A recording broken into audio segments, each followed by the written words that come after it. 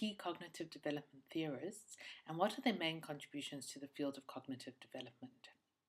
Piaget theorized that children have ever-changing schemata that evolve due to adaptation.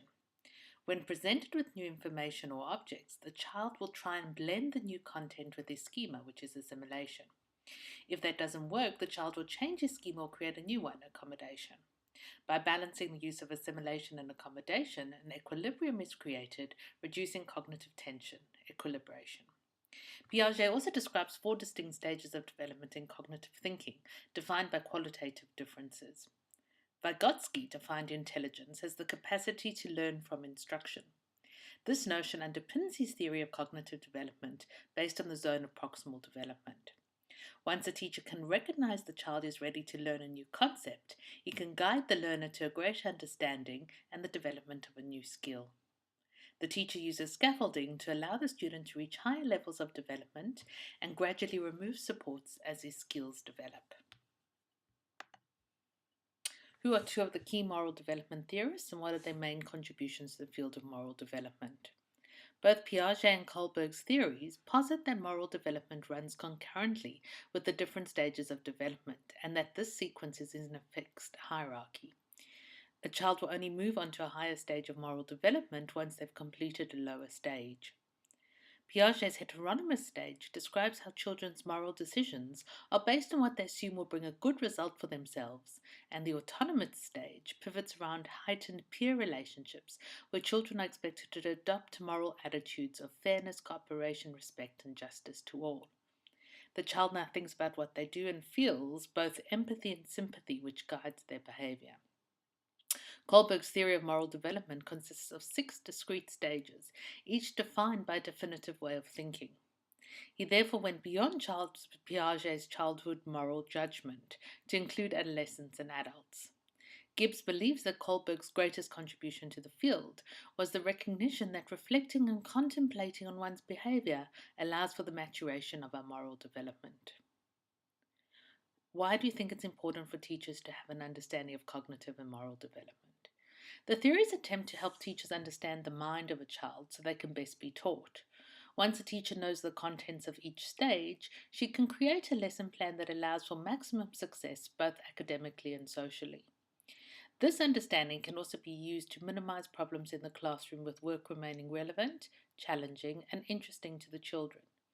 Piaget's stages of development allows teachers to determine whether a student is ready to learn a new concept or not, and Vygotsky's scaffolding approach can guide a teacher in how much support a student may need to learn. Webb cites Firth and Wax, who state that intellectual growth occurs only when the learner is doing thinking that is high level in relation to his own stage of development.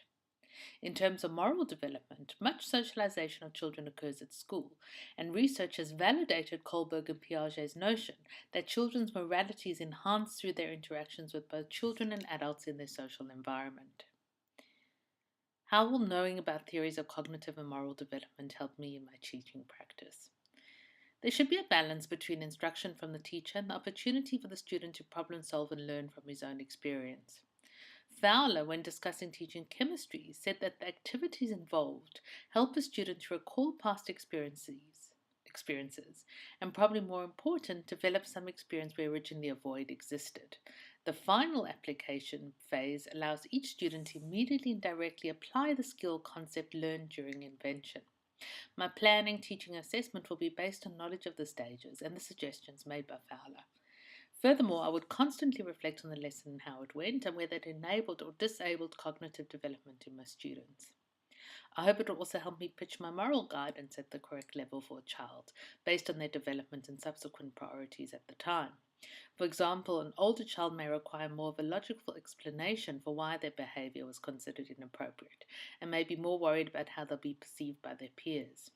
As Dunn writes, children's capacities for internalizing and acting morally depend on many basic aspects of cognitive and emotional development, including the use of language, the development of empathy and sympathy, the growth of emotion regulation, the development of understanding of mind, together with the understanding that another person's mental and emotional state may differ from one's own, and comprehension of cause-effect relationships.